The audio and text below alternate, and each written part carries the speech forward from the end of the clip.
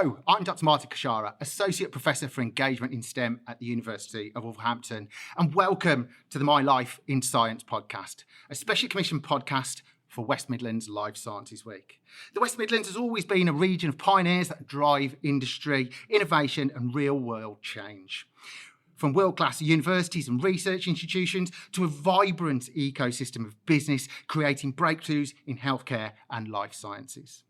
West Midlands Life Sciences Week is bringing together business leaders, researchers, investors and policymakers to showcase what makes the region exceptional and shape the future of the life sciences industry. Here on the Life in Science podcast, we wanted to meet some of those people who are driving change and innovation in our region and find out, really, I guess, what makes them tick. And today, I am very pleased to say that I'm joined by David Kidney, Executive Chair of the West Midlands Health Technologies Cluster. How are you doing, David? All right? Hi, Martin. Very good, thank you. Lovely to be here. Yeah, thank you for joining us this morning. And we're actually sitting in one of our teaching laboratories here at the University of Wolverhampton today, where we take people and I guess turn them into the pioneers and innovators of tomorrow. And I guess we'll come to talking a bit about that later. Just to start, and I know people listening to podcasts, they always want to know about their guests.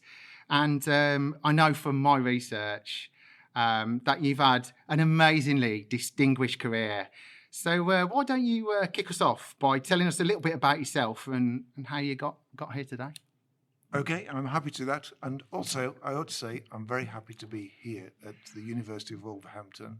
And you, Martin, are doing a great job in engagement with potential graduates of the future in STEM subjects, which our country needs in great numbers, and life sciences needs STEM graduates. So thank you for all that you and your team do.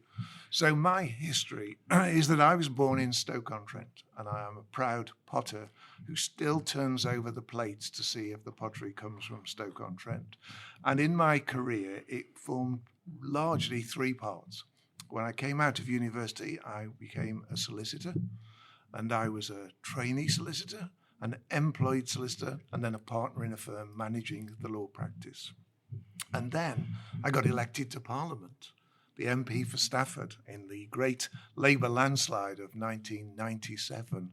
And I was in Parliament then for the next 13 years. Very enthusiastic backbencher, very enthusiastic supporter of ministers like David Miliband and Michael Meacher in those days. And then eventually at the end, Gordon Brown finally saw my talent as a minister and made me a minister in Ed Miliband's team at the Department of Energy and Climate Change. And for 1 year only, I was a minister. Do you know, I'd waited so long, I thought perhaps they're passing me over in every reshuffle because I'm not very good. But it turned out I was a really good minister, and I really regretted then that the election came so soon and the tide was out and Labour lost and I lost the seat of Stafford. So that was the end of the political career, the second one of the three. So then came casting around for another career. I ended up in, first of all, environmental health. Mm-hmm. And from there, I became the regulator of the public health professionals of the UK, all of the UK, from a little office first in London, and then relocated by me to Birmingham city centre. And that meant that we were the people who set the standards and watched over the practice of the professionals in public health, right up to the top, the directors of public health, and including at the other end, the practitioners who do all the work day by day in public health. So that was kind of I thought that was a really responsible job, but little known. And people say, well, what does public health mean? What do they do? And then came COVID. And suddenly everybody understood public health. And the public health professionals were catapulted into the front line of defence against COVID. So that was the end of my working life, actually. After COVID, I was able to stand down from my third career and close the book. So today I'm retired and I just have the three jobs. Oh, did I say three jobs? Only one of them is paid, and that's the one that I do to manage the cluster. of health technologies companies in the West Midlands. It's worth a word of praise for the combined authority there, because we're slightly ahead of the rest of the country in the way that we organise support for the areas of the economy that we think are going to be the big growers of the future.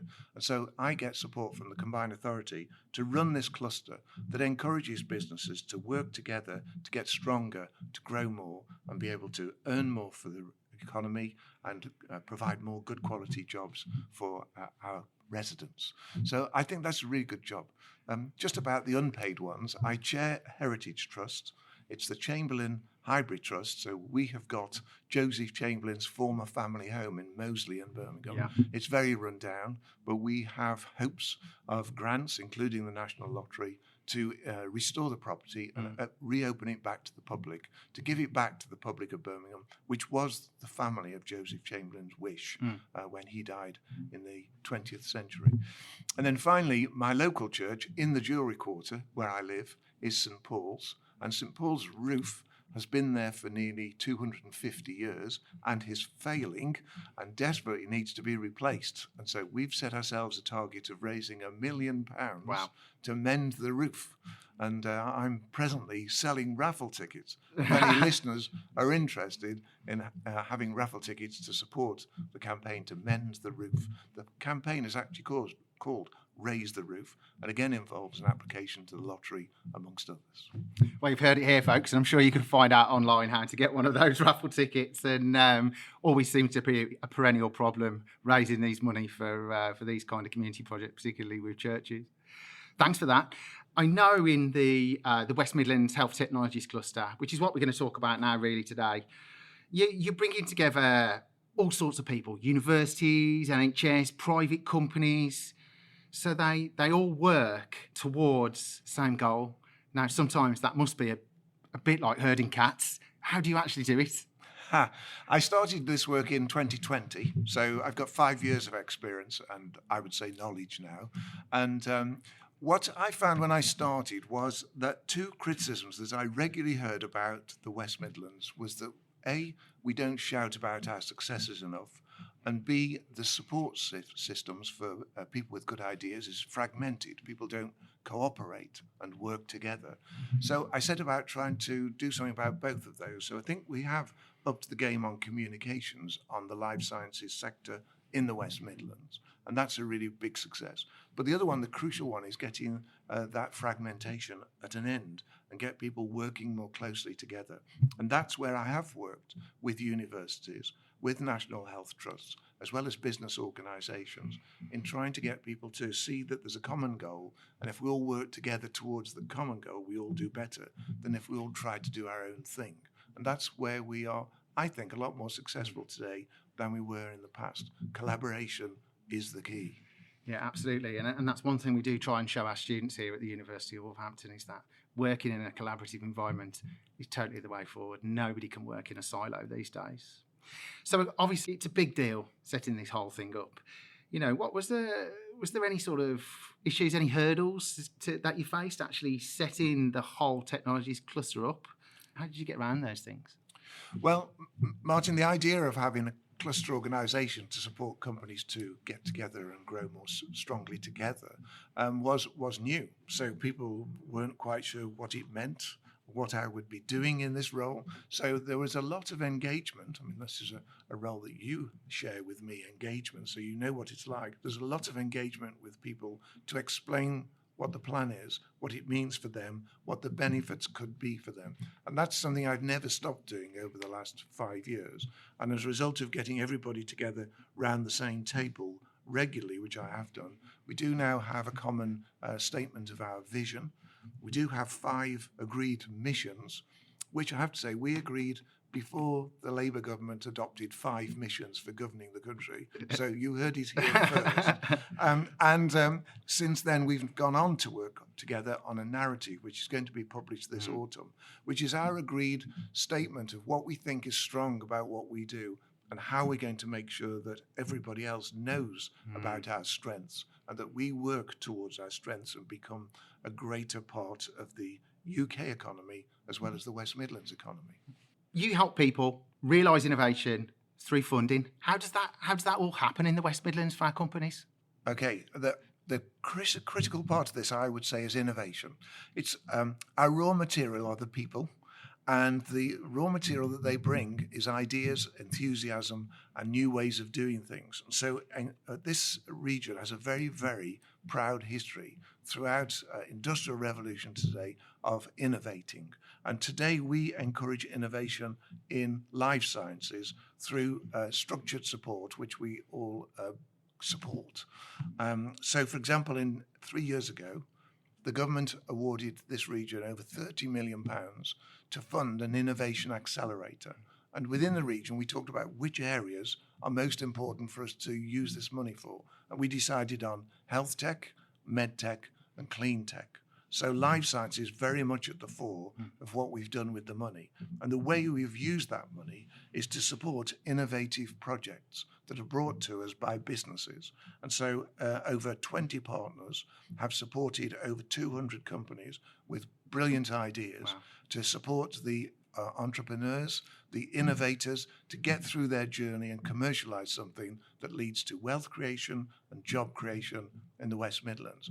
And eventually, out of that money from the government, we spent £14.5 million on the Innovation Accelerator for health tech.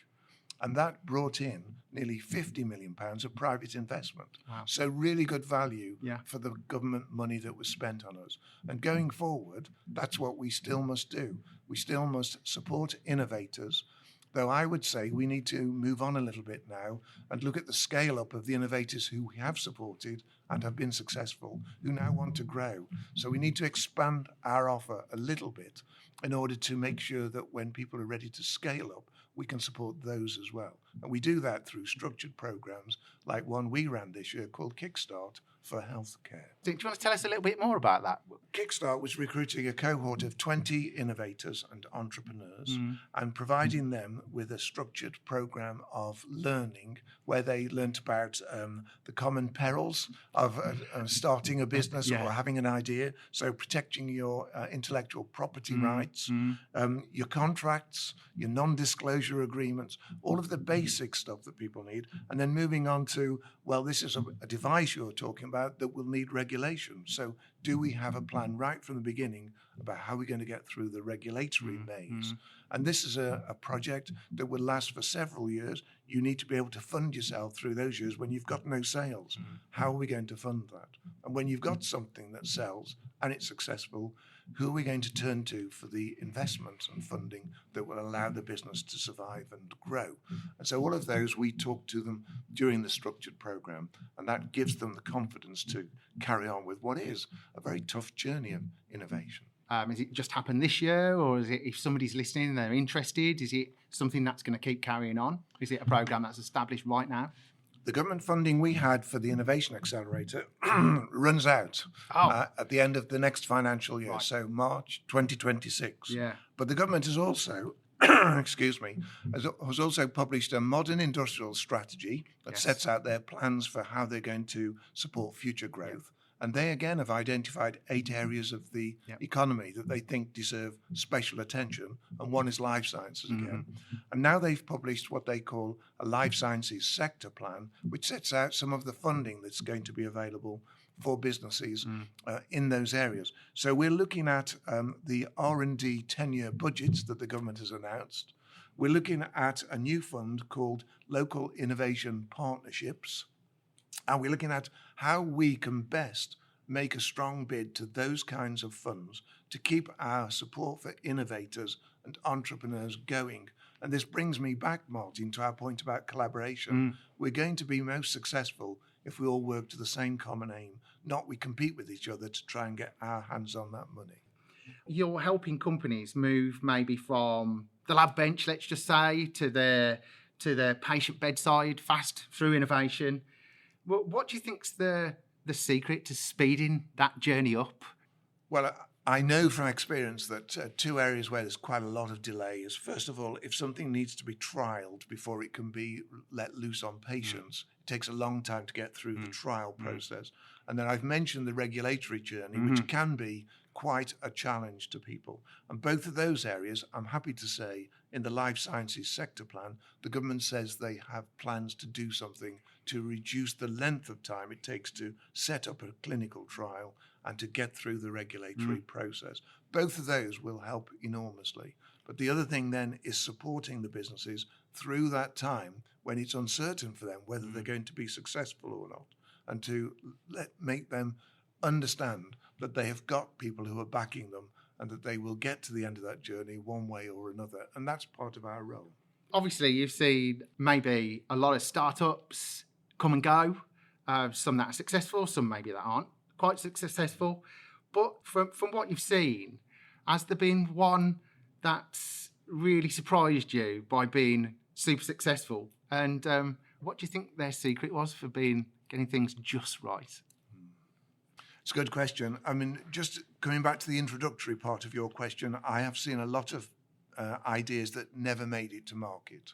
And really, we shouldn't be too judgmental about failures. We should accept that it's part of a learning process. And people who can fail once should then be encouraged if they've got another idea and they want to take that one through, and it might be better. And it's an important message for the community at large, really, that we may spend public money supporting something that doesn't work, but for everyone that doesn't, there's going to be another one that's going to be super successful and create good quality jobs in our economy. So that's really important. Yeah. I was just going back 3 years to when I first met a woman named Melissa Snover. She's an American citizen, but she decided to set up a business in Birmingham. I think she was in Digbeth at first. Right. And she was in the market of making personalised medicines for individuals. And she started off small. I think she had 5 workers in a little office with a back office where they could make the medicines. And now she's in purpose-built premises, 500 staff. Wow. And she's grown amazingly in 3 years. And I'd put that down to her drive, her ideas, and of course having products that have met the mood of the market. Sure. More and more people wanting to be able to choose things that they think are going to be best for their health. Yeah. And I think that's quite an important reminder to us all that in healthcare, our ultimate ambition is that people live healthy lives. Yeah. And we want to support people in their lives. And we will only be successful if people are convinced that what we're offering helps them to do that. Yeah, that's amazing. And that business is still within our region. Still in the region, yeah. I think they're in the Black Country now, but moved because they grew and they needed bigger premises. Good. Perhaps at the other end of the scale, I mean, it's not a small success story, but once upon a time, nearly 20 years ago now, a little company was spun out of University of Birmingham to do diagnostic tests and kits, and they were called the Binding Site. Ah, well, we're well aware of those. Well, yeah, absolutely. Yeah. They had premises just off 5 Ways, Sure. And they were successful. They were bought out by the management team and grew, and then eventually they came to the attention of Thermo Fisher Scientific, a global company from America, who bought the whole thing for over $2 billion 2 years ago. They moved into Birmingham. They questioned whether that's the right location, so they did a study comparing Birmingham to places in America, in Scandinavia, and they concluded that Birmingham was right for them. So they've invested there, and they've grown the workforce in these last 2 years from 500 to 800 in those premises in Birmingham, and taken on more buildings in Birmingham to fit them all in. So, you know, there's success at the top end as well as at the beginning of the journey for people who want to be in life sciences. Yeah, and quick big up to the former Binding Site, or the Thermo Fisher Binding Site. Is a big thank you for taking all our students over the years, because they have taken a lot of placement students and changed the lives of our students massively for the better. So that's brilliant. You know, we're sitting here in this space thinking about people who are coming through their sort of learning journey into the world of business potentially. I mean, not everybody's going to go there, but a lot of people do think about that kind of thing these days. What do you think the big challenge will be for the next generation of health tech pioneers?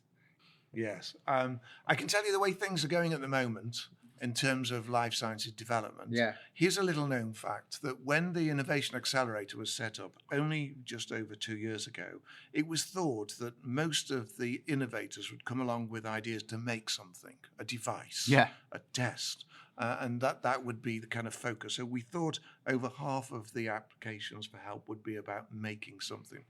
Actually, we found 2 years later that over half has been digital solutions to problems. Wow. So it's much more about digital and tech than it is about making new products. Although they're important, and the digital bit is important in the manufacture too. In fact, there's even a government fund of over £500 million to help with life sciences innovative manufacturing ideas. And that's perhaps robotics and automated systems in the place of manufacture. So see how it all leads to advanced thinking in terms of digital adaptations that make things happen. And alongside that, people do rather rave about artificial intelligence, about AI. Yeah. And that can be overclaimed, I think, but it is going to be very, very successful. And even now, as we say, well, will it or will it be the next big thing? We do know that there are tools that are AI-enabled that are much more effective than the previous ones. So I think I would recommend to students that they need to make sure they're sound on artificial intelligence solutions. And against that, of course, the more and more we rely on digital technologies, the more we've got to worry about cybersecurity. And I think, again, that's a very big subject where we need more people who are talented in helping with defending us against attacks from people who want to cause harm rather than cause good. And so cybersecurity and AI are two areas I'd pick out that people should be interested in. The buzz around AI through all industry is massive. And I think obviously people are worried that it's going to take away their jobs. But perhaps from what you suggested, actually, it could be employed to even create jobs maybe through innovation.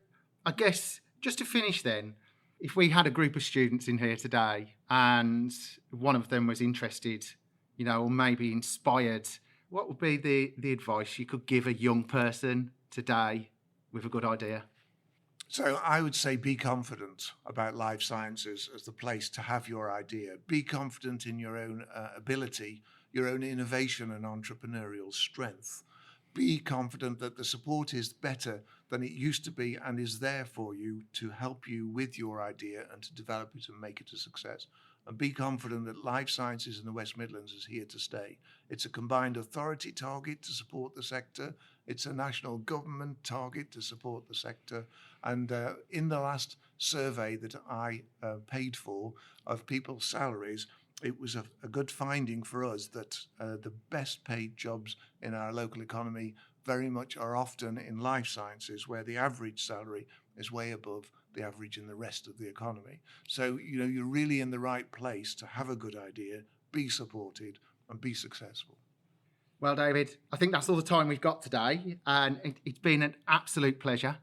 I'd like to thank you, Martin, for inviting me. I've really enjoyed being with you here. It's been great to see this room where the future pharmacists are trained, and it was really interesting to hear from you about the long history of Wolverhampton of supporting people with trades and professions. And I think that's a really fine tradition for today's university to build on. And I'm one of your supporters and want your university to be successful. David, thank you very much for joining us on the My Life in Science podcast. It's been great. You're welcome. The My Life in Science podcast was presented by Dr. Martin Kashara of the University of Wolverhampton and was a STEM response team production for West Midlands Life Sciences Week. If you want to know more about what's happening in your area, just jump online and go to wmlifesciencesweek, all one word, .co.uk to find out how you can be involved.